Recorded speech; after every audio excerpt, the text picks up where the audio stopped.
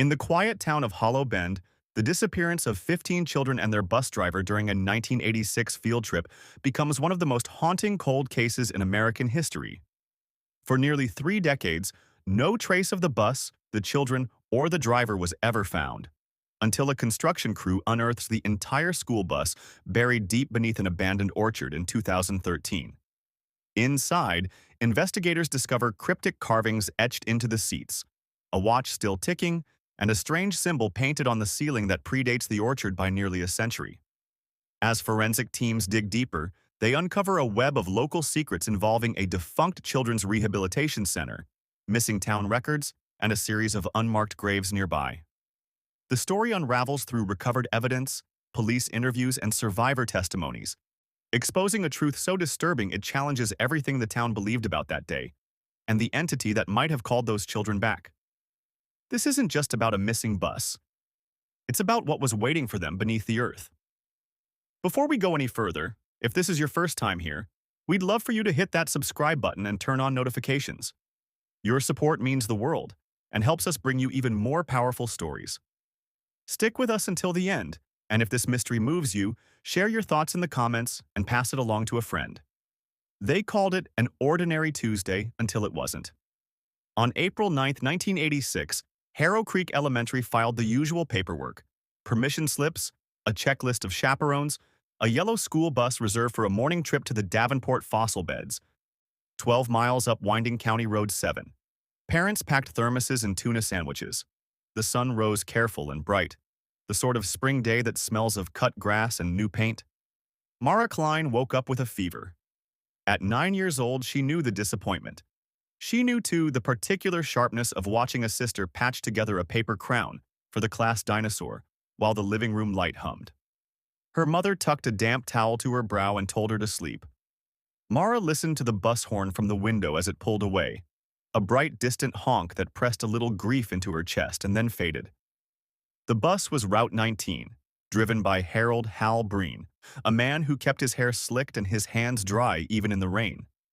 Ms. Adeline Wren, a young teacher with a raincoat too big for her, led the class.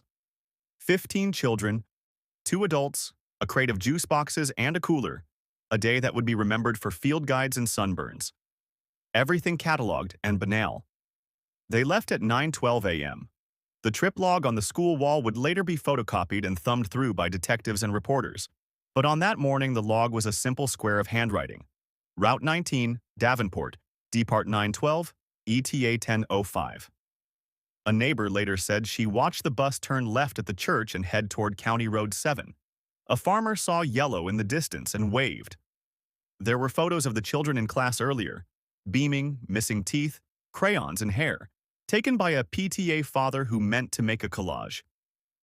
At 10:43 a.m., a terse voice crackled over the CB radio. The bus carried for the driver. "Dispatch, this is Route 19. Weather clear."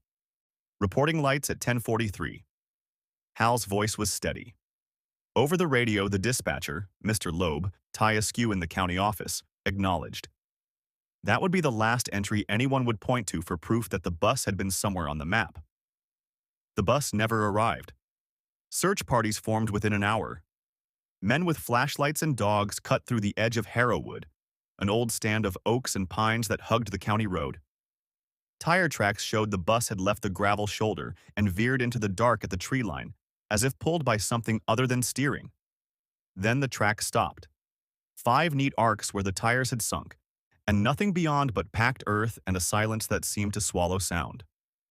No overturned chassis, no gouged metal, no scattered lunchboxes, no bracelets, no imprint of small bodies on the roadside. Just the smell of crushed pine and the faint, sticky residue of spilled orange juice inside boot prints that ended at a mossy lip and then nothing. Within hours, the town was a taut wire of noise, sirens, whispered prayers, the press arriving like gulls. Ms. Wren collapsed onto the school steps and could only repeat, "We were there. We were all there." Families clung to each other in the library, reading and rereading lists of who had been on the bus. The list and the missing gave the town a new name: the Vanished 15. Mara watched from her bedroom window as men in jackets combed through marsh and orchard and creek. She kept waiting for someone to lift her up and tell her it had been a mistake. Instead, the sky closed as if the town itself were holding its breath. In her feverish sleep that night, she dreamed, in a steady bright loop, of a yellow bus door closing and the sound of a radio tuning out. The first night after the disappearance felt longer than any the town had ever known. By dawn, Harrow Creek was no longer a quiet map dot. It was a headline. Reporters crowded outside the school fence, their cameras panning over empty swings in the bus lane, where a single orange cone still marked where Route 19 had loaded up the children the morning before. Parents refused to leave the gymnasium, which had been converted into a temporary crisis center. Mrs. Rowland, whose son Lucas had been sitting in the second row, clawed at the sleeves of the sheriff's jacket, asking if he'd tried the old mining road that cut through the western ridge. "I've walked every inch," he said, but his eyes said otherwise. The search. Over the next 72 hours, Harrow Creek turned itself inside out. The National Guard arrived. Helicopters scoured the ridgelines. Cadaver dogs sniffed the underbrush where the tire marks stopped. They found traces of diesel and a torn scrap of yellow paint wedged into bark, but not a single trace of the vehicle itself. On the fifth day, a storm rolled in. The search was called off. What began as collective panic quietly curdled into dread. By week's end, the town paper printed a single front-page sentence. 15 children and 2 adults still missing. County officials offer no new leads. Rumors multiplied like insects in summer heat. Some said the bus fell through an abandoned sinkhole that caved in overnight. Others whispered that Hal Breen, the driver, had been drinking. Or worse, that he'd planned it. A few older folks, the kind who spoke of the forest like a living thing, muttered about the Harrowwood lights, those faint floating glows sometimes seen before thunderstorms. No one could agree on what happened. But everyone agreed on one thing: the road to Davenport fossil beds was cursed. The vanishing documents. 3 weeks after the tragedy, something else went missing. The school's field trip logbook, along with Route 19's maintenance records, disappeared from the principal's office. The janitor swore he'd seen a man in a county uniform carrying a box late at night, but when questioned, the sheriff denied any involvement. The parents formed a coalition called the 19's Promise. They demanded the state reopen the case. They hosted vigils, printed flyers, even rented billboards. But months turned into years, and the police reports thinned. The years that followed, by 1988, the case had become a ghost story for travelers. The Harrow Creek bus, they called it, a story to frighten kids during late-night drives. The FBI closed its file in 1993, citing insufficient evidence of foul play. The town shrank. Businesses closed. Some families moved away, their mailboxes left to rust in the rain. Mara Klein and her mother stayed. Every year, on April 9th, her mother left a paper flower on the empty bus lane. By then, Mara was old enough to feel the invisible weight in the air. How the town seemed built around a hollow space where something should have been. But what haunted her most wasn't what was missing. It was what remained. Because on certain nights, when fog rolled through the creek bed, she'd hear something faint and mechanical drifting through the pines. A low hum, the echo of an idling engine. And though she told herself it was just the wind or trucks on the highway, the sound always faded the same way. Suddenly, like it had gone underground. By the spring of 2013, Harrow Creek had almost forgotten how to talk about the bus. The children who'd been classmates were now adults scattered across states, their grief worn down into something quiet and manageable. The old school building had been converted into a local archive. Even the gymnasium that once held vigils now stored lumber and mops. But on a warm May morning, the town's silence cracked. The discovery. At 8:42 a.m., a construction crew clearing ground for a new housing project in the abandoned orchard off Ridgeway Road hit something metallic. The foreman, thinking it was an irrigation tank, waved over a backhoe. Then the shovel scraped paint. Bright, unmistakable school bus yellow. When they unearthed the first curve of a roof, the crew froze. The more they dug, the clearer it became. An entire bus lay buried beneath 15 feet of packed clay, perfectly intact. No signs of collapse, no roots breaking through. Just dust and stillness, as though time itself had sealed it away. Within hours, the sheriff's office cordoned off the site. Reporters descended like it was 1986 all over again. The word miracle circulated at first, until they opened the door. The interior. Investigators expected bones, decay, fragments of cloth.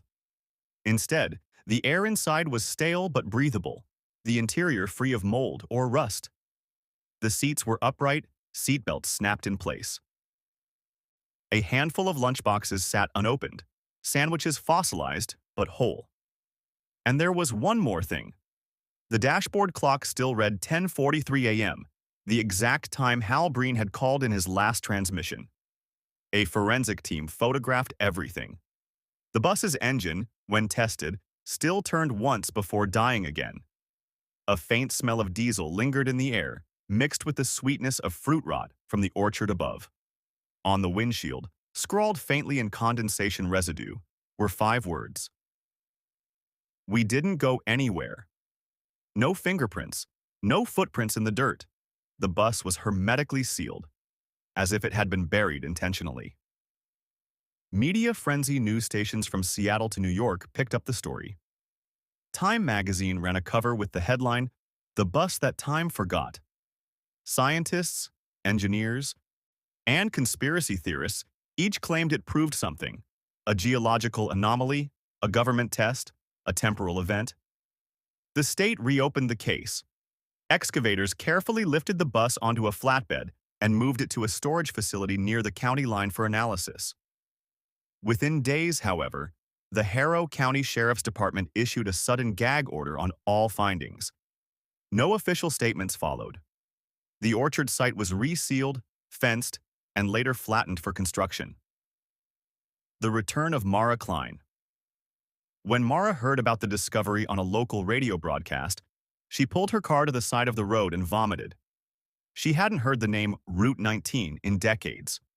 That night, she drove back to Harrow Creek, population 2,711, to see the excavation site for herself. The orchard had become a crater surrounded by police tape, and at its center, the outline of where the bus had rested was visible in the earth like a fossil. She stayed there until dawn, clutching her jacket tight, listening to the night insects die out just before sunrise. And when the air fell utterly still, she heard it again. A low hum, mechanical, rhythmic, coming from beneath the soil. The next morning, she walked into the sheriff's office demanding to see the recovered bus. The deputy looked at her like she'd spoken a secret word. "You can't," he said. "Why not?" He hesitated, then leaned in. "Because it's already gone." 2 weeks after the discovery, a manila envelope arrived at Mara Klein's mailbox. No return address, no postage. Just her name written in cramped handwriting, the kind teachers used when labeling homework folders. Inside was a single cassette tape, its label nearly faded. Trip log, Ms. Wren, April 9th, 1986.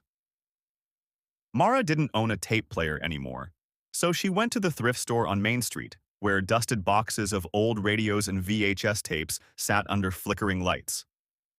She found a small Sony recorder, popped in the tape, and pressed play. The tape crackled.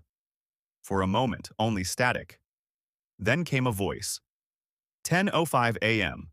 Ms. Wren, tired, breathless. "We've just passed mile marker 23. The kids are singing. Hal says the road is clear. There's a patch of fog rolling in from the south. Strange for spring, but..." Laughter, children's voices. Then a low rumble. The sound of the bus engine deepening. "Ms. Wren, the fog's thick now. Can't see a thing." Hal slowed down. "We think we took a wrong turn." "Wait, what is that?"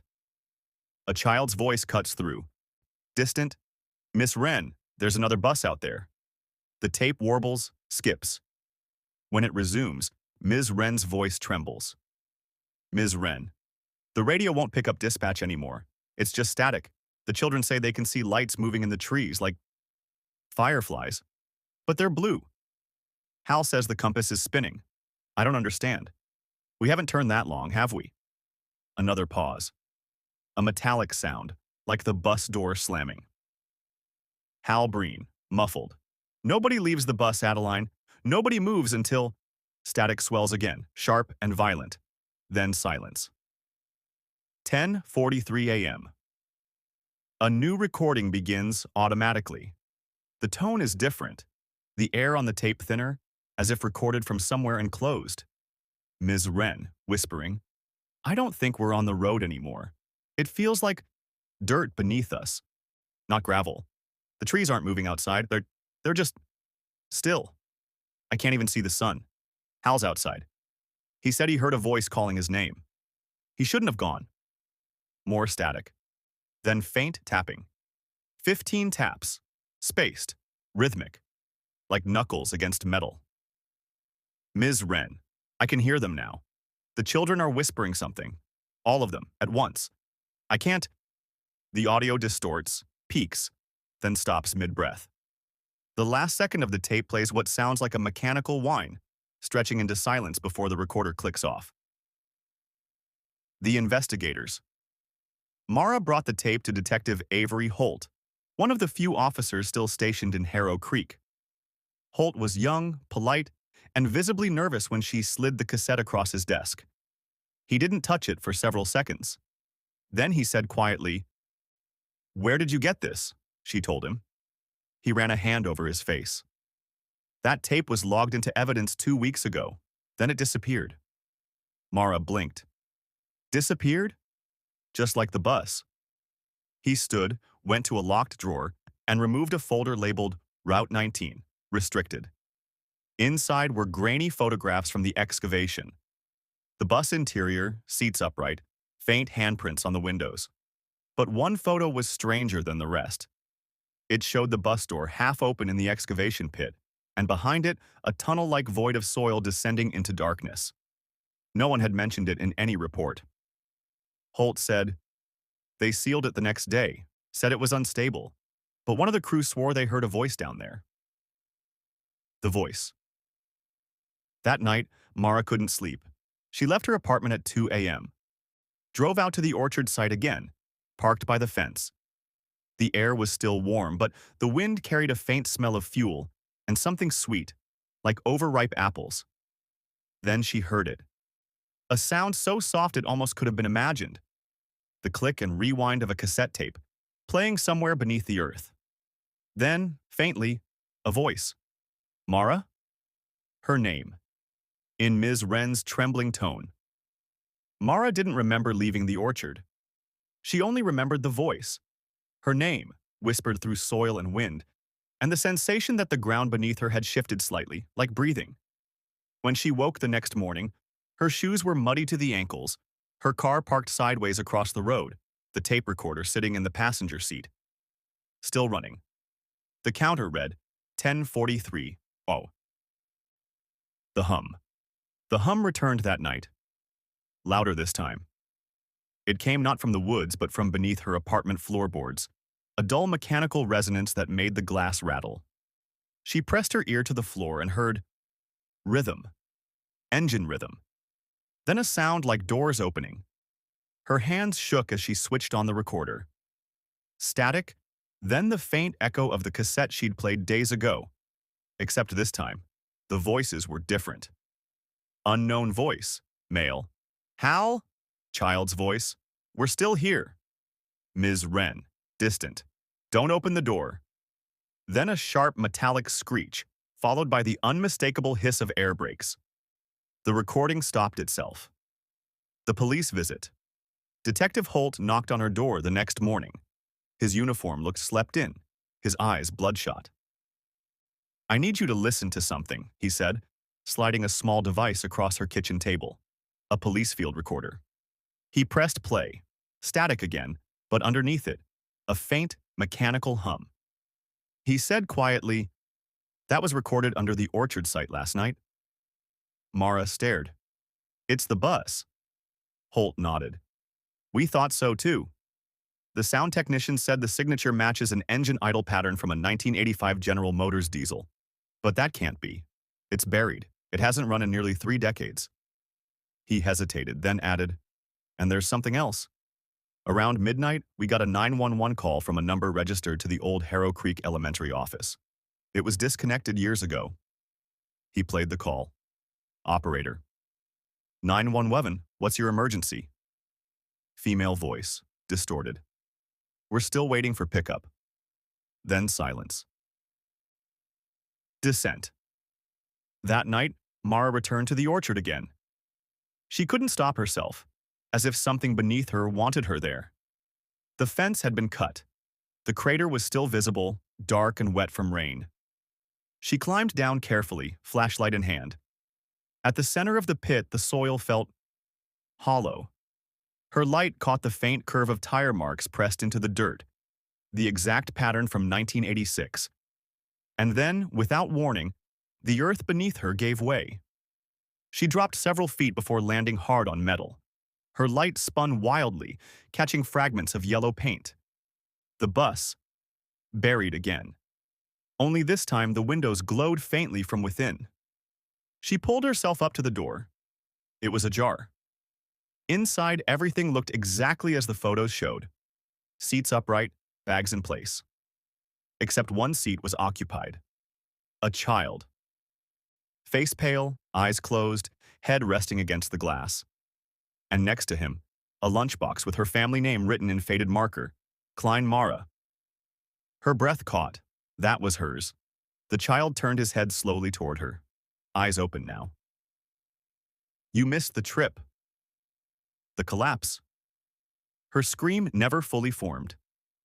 The ground began to shake.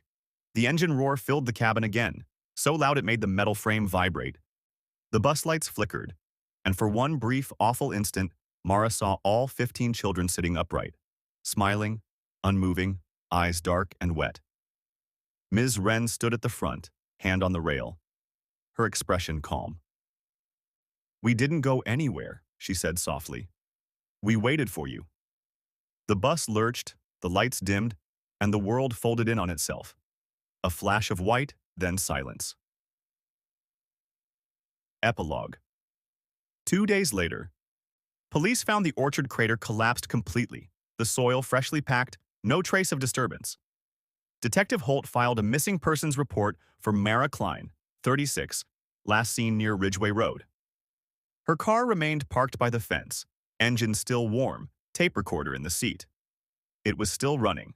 The counter read 10:43 sour. Outrow. They sealed the orchard that same month, poured concrete, and marked it as unstable ground. No one built there again. But locals say that when fog rolls through the valley at dawn, you can still hear the faint hiss of air brakes, the rattle of loose windows. And if you listen close enough, the soft laughter of children echoing beneath the soil.